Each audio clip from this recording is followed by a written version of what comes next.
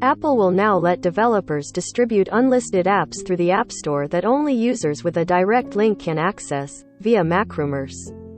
While unlisted, apps aren't discoverable by the general public through search results, App Store categories, charts, or recommendations, they're available to administrators via the Apple Business Manager or Apple School Manager.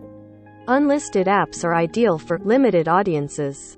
Apple notes that unlisted apps are ideal for limited audiences, such as guests at a special event, members of an organization, research study participants, or a specific group of employees. To make an app unlisted and obtain a link, developers will first need to submit a request to Apple. Apps that have only been approved for private download on the Apple Business Manager or Apple School Manager require developers to take some extra steps.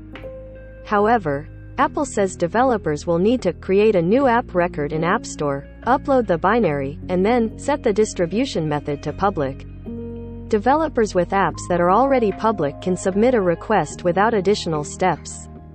Once Apple approves the request, the distribution method for the app will change to unlisted app, and the same goes for any updated versions of that app.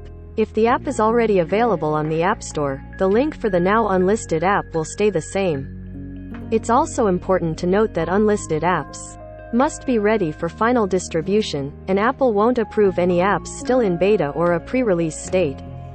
A somewhat similar policy under the Developer Enterprise Program, which was originally put in place for developers to test and internally distribute apps before they're officially reviewed by Apple, saw bad actors use the program to sidestep Apple's rigorous safety requirements.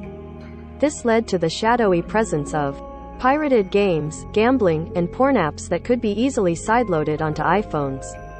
It's unclear how rigorous the review process will be for unlisted apps, but findings from Ars Technica suggest it will be reserved for apps with a limited audience only.